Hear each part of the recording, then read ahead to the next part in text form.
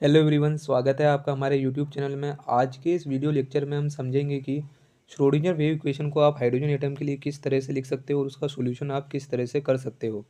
ये question exam में 10 number में और 5 नंबर में पूछा जाता है, तो ये बहुत ही इंपॉर्टेंट क्वेश्चन है। क्वेश्चन एग्जाम में कुछ इस तरह से आता है कि solve Schrodinger wave equation for hydrogen atom. ठीक है, तो इसका हम सॉल्यूशन देखते हैं। तो सबसे पहले मैं आपको बता देता हूँ कि हम इसको कितने स्टेप में सोल्व करेंगे। तो सबसे पहले हम जो है हाइड्रोजन एटम है उसकी पोटेंशियल एनर्जी कैलकुलेट करेंगे। फिर हम उसको श्रोडिंगर वेव इक्वेशन के अंदर पोटेंशियल एनर्जी की वैल्यू को सब्स्टिट्यूट करेंगे।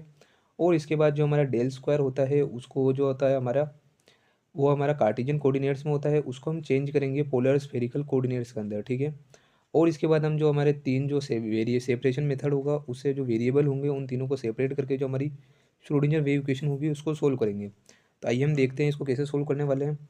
तो सबसे पहले इंट्रोडक्शन में मैं आपको बता देता हूँ कि जो हमारा हाइड्रोजन एटम होता है वो एक सिस्टम होता है which contain one electron and one proton. Where proton is stationary, मतलब जो प्रोटॉन होता है वो स्थिर होता है और इलेक्ट्रॉन जो होता है वो मूविंग होता है। यहाँ पे आप डायग्राम से इसको समझ सकते हो। डायग्राम में जैसे कि आपको दिख रहा है कि ये इलेक्ट्रॉन है जो इसकी आउटर ऑर्बिटल में है और बीच में जो न्यूक्लियस है उसमें प्रोटॉन है। दोनों के बीच की डिस्टेंस हमारी आर है। यहाँ पे प्रोटॉन स्टेशनरी है जबकि इलेक्ट्रॉन मूविंग है और दोनों के बीच की डिस्टेंस आर है। अब हम पोटेंशियल एनर्जी का फॉर्मूला जानते हैं कि वो होता है हमारा के Q1 Q2 अपॉन आर। जो Q1 होता है वो एक चार्ज होता है, Q2 दूसरा चार्ज होता है और आर जो होती है Q1 Q2 यानी कि दोनों चार्ज के बीच में डिस्टेंस होती है। ठीक है, तो यहाँ से हम क्या लिख सकते हैं, Q1 जो है हमारे इलेक्ट्रॉन पर चार्ज है जो कि होता है -E, जिसकी वैल्यू होती है 1.6 इंटू 10⁻⁹ कूलोम।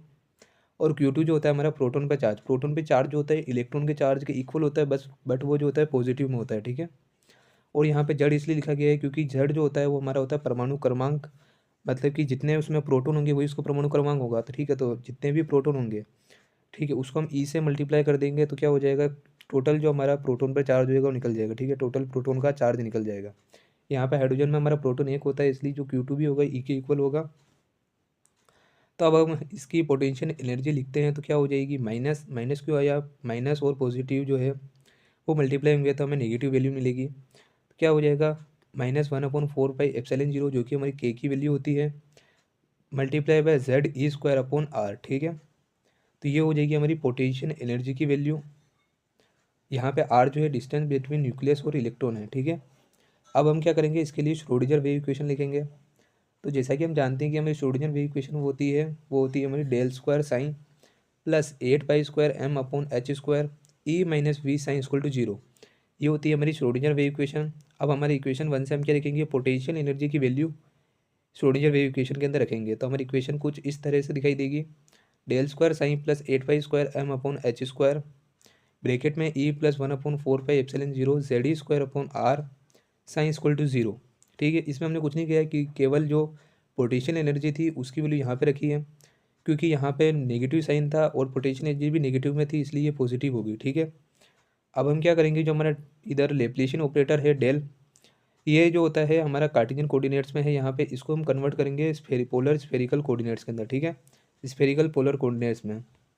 तो स्फेरिकल पोलर कोऑर्डिनेट में कन्वर्ट करने के लिए, जैसे कि हम जानते हैं जो हमारे कार्टेशियन कोऑर्डिनेट्स होते हैं वो होते हैं हमारे एक्स वाई और जेड, लेकिन जो हमारे पोलर स्फेरिकल कोऑर्डिनेट्स होते हैं वो होते हैं हमारे आर थीटा और फाई। तो इसमें कन्वर्ट करने के लिए हम क्या करेंगे कि यहाँ पे हम मान लेते हैं कि ये हमारा न्यूक्लियस है और यहाँ पे हमारा इलेक्ट्रॉन है, डिस्टेंस इनके बीच की आर है। तो हम जानते हैं कि 3D में हम जब इसको देखते हैं तो इसके जो प्रोजेक्टाइल बनेगा वो यहाँ पे बनेगा और इसकी डिस्टेंस यहाँ से ये है, इसकी ये है एक्स से, यहाँ से वाई से, और ये जेड की इसकी डिस्टेंस है। ठीक है, यहाँ से हम जब हम इसको कैलकुलेट करेंगे, ठीक है, सबसे पहले हम जेड की वैल्यू कैलकुलेट करते हैं। तो कैसे करेंगे, ये हमारा ट्राइंगल है OM और A। इस ट्राइंगल में जब आप देखते हो कोस थीटा, तो जैसे कि हम जानते हैं कि जो हमारा कोस थीटा होता है वो होता है बेस अपॉन हाइपोटेनियस। यहाँ पे बेस क्या हो जाएगा, जेड, जो ये वैल्यू है जेड पे है इसलिए हम इसको जेड मान लेते हैं, और हाइपोटेनियस हो जाएगा हमारा आर। ठीक है, तो Z/R = हो जाएगा कोस थीटा। तो Z क्या हो जाएगा, आर कोस थीटा। ठीक है, इस टाइप से हम एक्स की और वाई की दोनों की वैल्यू निकालेंगे। तो एक्स की वैल्यू आएगी R sine theta multiply by cos phi, और वाई की वैल्यू आएगी R sine theta multiply by sine phi. ठीक है, इन तीनों इक्वेशनों को हमने इक्वेशन 1 नाम दे दिया। ठीक है, अब हम क्या करेंगे कि converting Cartesian coordinates into polar coordinates, जो हमारा डेल स्क्वायर होता है यानी कि जो हमारा लेप्लेशियन ऑपरेटर होता है उसकी जो वैल्यू होती है पोलर स्फेरिकल कोऑर्डिनेट्स में वो कुछ इस टाइप से होती है, ये आपको याद रखनी पड़ेगी, ठीक है।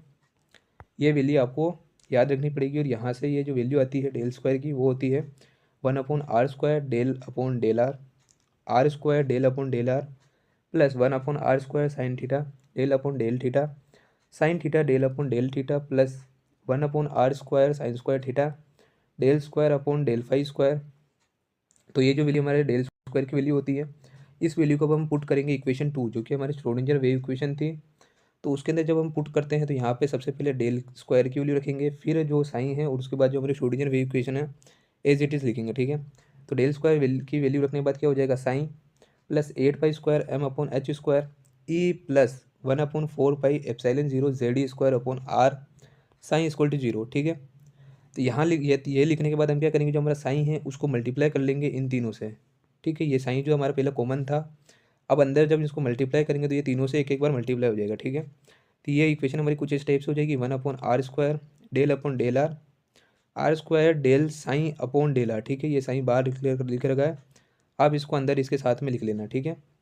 अब क्या हो जाएगा कि plus 1/r² sine theta del upon del theta sine theta del sine upon del theta plus 1/r² sine square theta del square upon del phi square, ठीक है, del square sine upon del phi square, ठीक है, plus 8 pi square M upon H square bracket में E plus 1/4 pi epsilon 0 Z E square upon R sine equal to हो जाएगा हमारा 0। इसको हमने इक्वेशन 2 दे दिया। अब हम जानते हैं कि इस इक्वेशन को सोल्व हम कैसे कर सकते हैं। इस इक्वेशन को सोल्व करने के लिए हमें सेपरेटिंग वेरिएबल करना पड़ेगा, जो भी इसके अंदर वेरिएबल है उनको सेपरेट करना पड़ेगा, ठीक है। और एज वी नो जो हमारा साइन होता है वो फंक्शन होता है आर थीटा और फाई का। तो ये जो प्रोडक्ट होना चाहिए, ये इसकी एक प्रॉपर्टी होती है कि जो साइन अगर फंक्शन होगा 3 फंक्शन का, ठीक है, तो वो जो प्रोडक्ट होगा वो भी क्या होगा, उन जो आर थीटा फाई है उनके जो फंक्शन होंगे सेपरेट, ठीक है, उनका प्रोडक्ट होगा।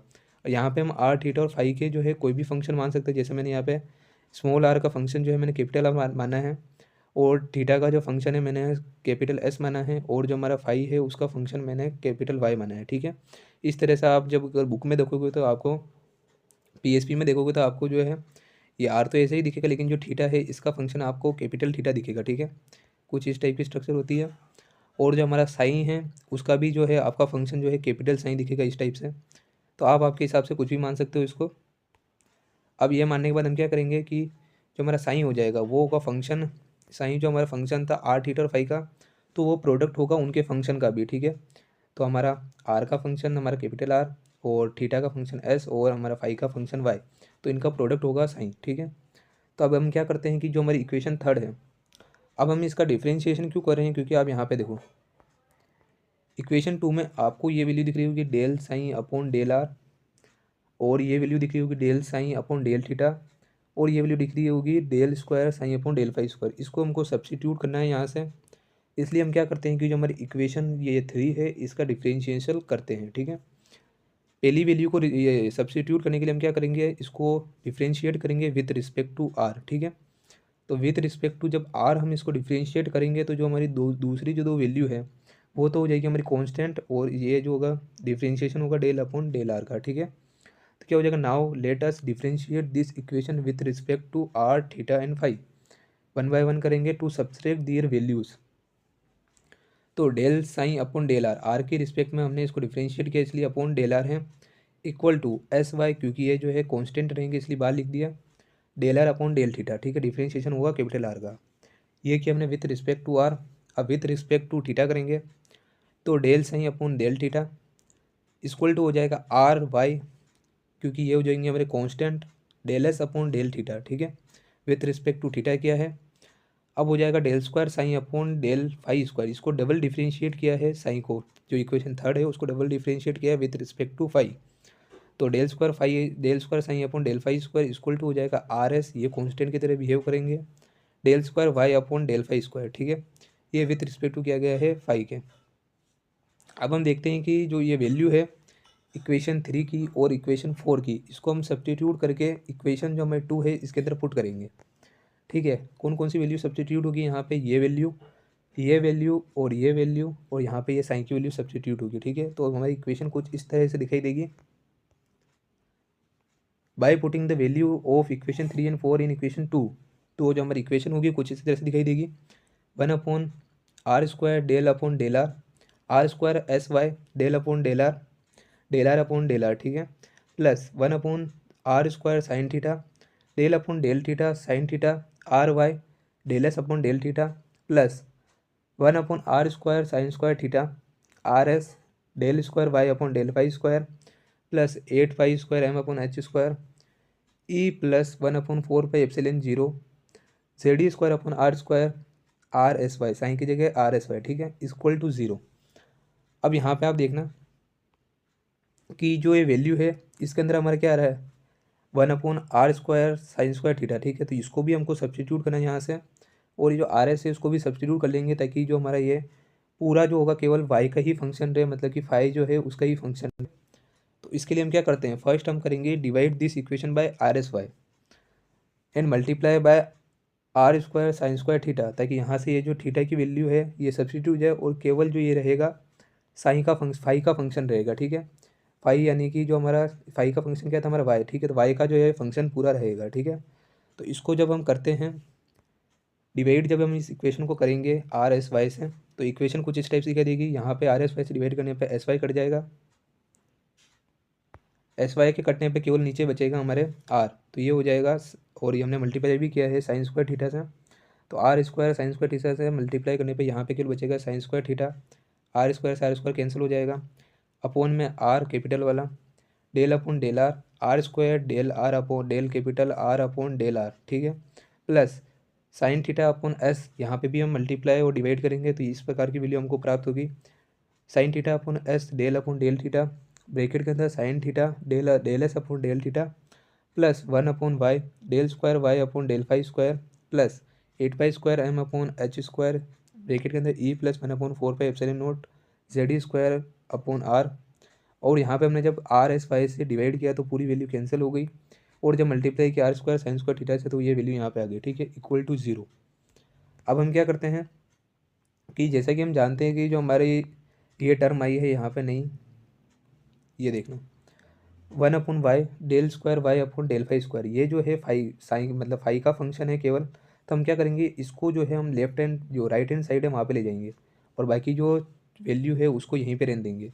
तो कुछ इक्वेशन हमारी इस टाइप से दिखाई देती है, ठीक है। तो थर्ड टर्म जो हो जाएगी हम इसको क्या करेंगे, उसको हम ले जाएंगे राइट हैंड साइड के अंदर और बाकी को हम ये लेफ्ट हैंड साइड के अंदर रहने देंगे। तो इक्वेशन ये जो है कुछ इस टाइप से दिखाई देगी, ठीक है। तो अब हम क्या करते हैं कि जो हमारा एल एच एस है is the function of R S और theta and the R H S is only five function, ठीक है, that can be equal to M square. जब हमारी दो चीज़ें इक्वल होती है तो यहाँ पे हम क्या करते हैं उसको किसी कांस्टेंट के इक्वल कर लेते हैं, ठीक है।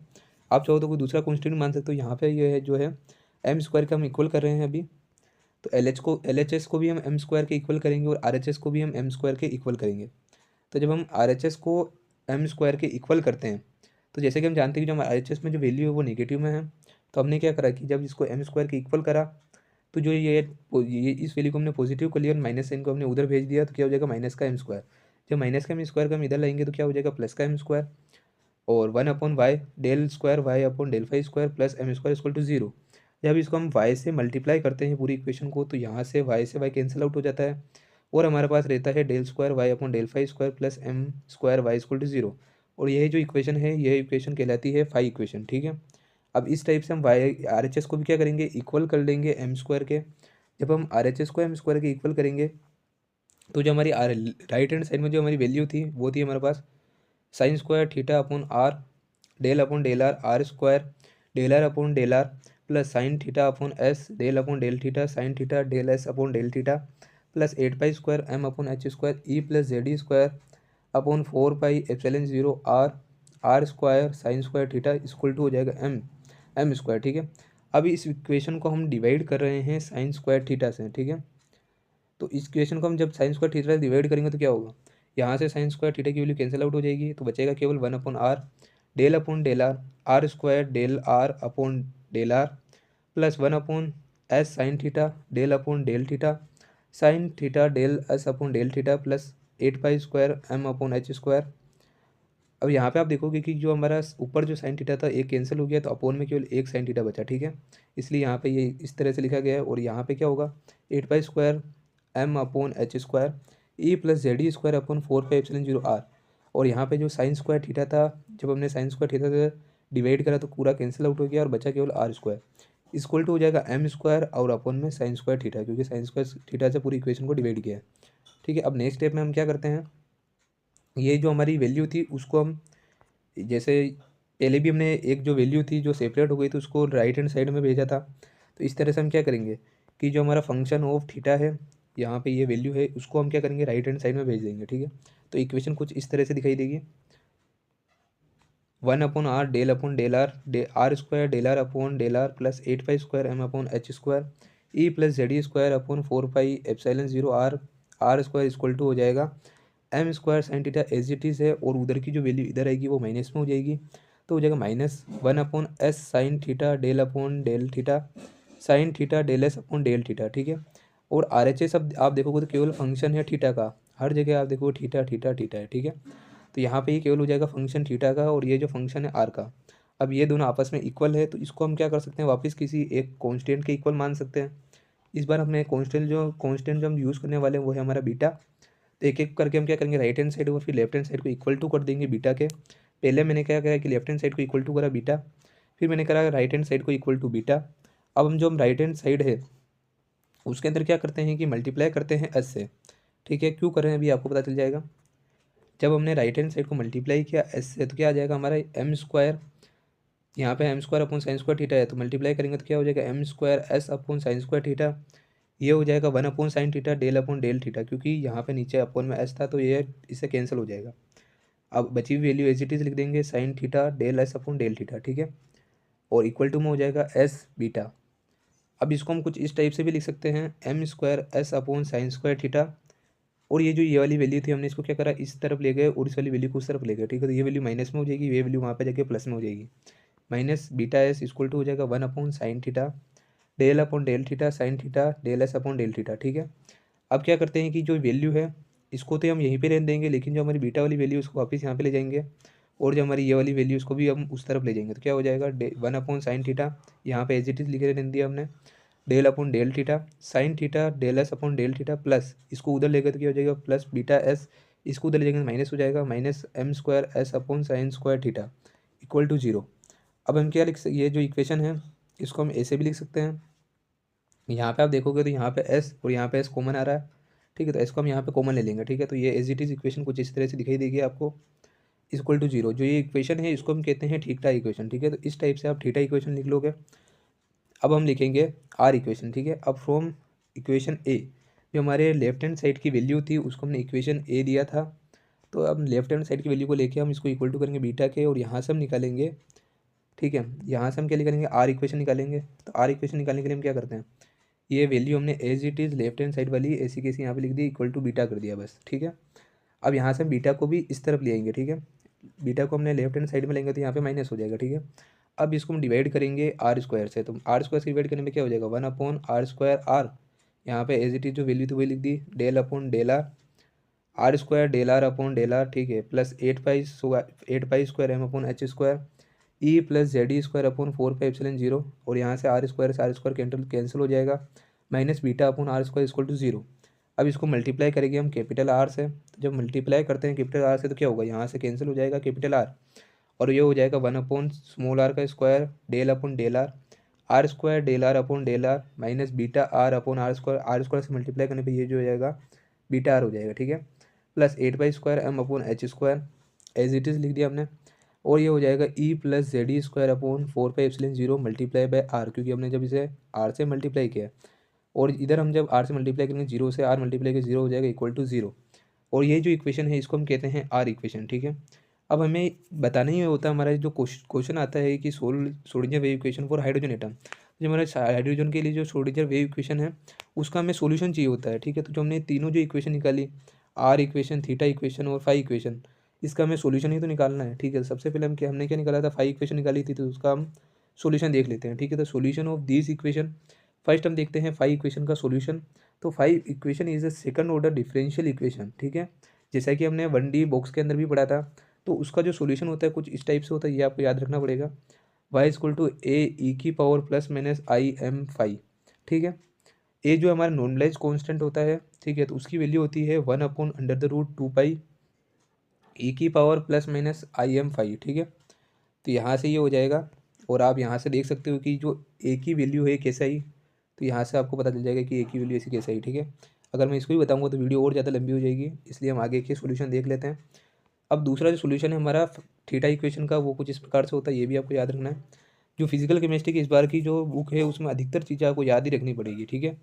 इसका कोई सोल्यूशन नहीं है, तो आपको इसको याद ही रखना पड़ेगा। तो जो दूसरा हमारा सोल्यूशन आएगा थीटा इक्वेशन का, वो होगा S equal to N multiply by P I की power mod of M cos theta, ठीक है। और यहाँ पे भी एन जो है नॉर्मलाइज कॉन्स्टेंट है एक ही तरह, और इसकी वैल्यू जो होती है वो होती है ब्रैकेट के अंदर 2l+1/2। और ये जो आप सिग्नेचर देख रहे हो ये साइन होता है हमारे ये फैक्टोरियल का, ठीक है। तो आप इसको ऐसे भी लिख सकते हो, या तो यहाँ पे ऐसे लगा दो, या तो आप ऐसे लगा दो। ऐसे नहीं लगाओगे तो क्या करोगे, इसको हटा के ब्रैकेट लगा के बाहर फैक्टोरियल का साइन लगा दो, ठीक है। तो आप ऐसे भी लिख सकते हो। तो ये हो जाएगा हमारे ये L minus mod of M का फैक्टोरियल पूरे का, और अपोन में L plus mod of M का पूरे का फैक्टोरियल की पावर जो हो जाएगी 1/2, ठीक है। अब इस तरह से हमारी इसका जो सोल्यूशन देखेंगे तो एस की वैल्यू हो जाएगी इक्वल टू हो जाएगी ब्रैकेट के अंदर 2l+1/2 L minus mod of M का फैक्टोरियल और upon L plus mod of M का फैक्टोरियल की पावर हाफ, और मल्टीप्लाई बाय पी आई की power mod of M cos theta. अब इस तरह से ही हम सॉल्यूशन देखते हैं आर इक्वेशन का। तो आर इक्वेशन का सॉल्यूशन कुछ इस टाइप से दिखाई देगा आपको। तो ये होगा एन, और इसकी जो सबस्क्रिप्ट है उसमें दिखेगा आपको एन और एल, ठीक है। ये क्वांटम नंबर होती है एन और एल, और मल्टीप्लाई बाय ई की पावर 1/2, ठीक है, ई की बाय 2, और ये हो जाएगी ई की पावर एल। और यहाँ पे ये जो आपको एल टाइप की स्ट्रक्चर दिख रही है इसको लैग्रांज जो होता है एसोसिएट इस टाइप से कुछ कहते हैं। तो इसकी पावर है 2l+1, और इसके सबस्क्रिप्ट में हो जाएगा n+l, ठीक है। तो ये जो होता है हमारा आर जो इक्वेशन होता है इसको सोल्यूशन होता है। तो इस तरह से आपको जो एक श्रोडिंगर वेव इक्वेशन लिखनी है और उसके सोल्यूशन बताने हैं। तो सॉल्यूशन के लिए हमने क्या करा कि जो तीनों इक्वेशन निकाली थी आर थीटा और फाई, उसका इक्वेशन तो आपको याद रखनी पड़ेगी, ठीक है। उस इक्वेशन की जो सॉल्यूशन है तो वो आपको याद रखनी पड़ेगी। भले ही आपको प्रोसीजर पता नहीं हो, पर इन तीनों के आपको सॉल्यूशन कहेंगे वो याद रखना, और एज इट इज़ आपको लिखने हैं, ठीक है। तो कैसा लगा आपको वीडियो हमें कमेंट सेक्शन में बताएं, और वीडियो पसंद आने पे वीडियो को लाइक करके चैनल को सब्सक्राइब करें। Thanks for watching.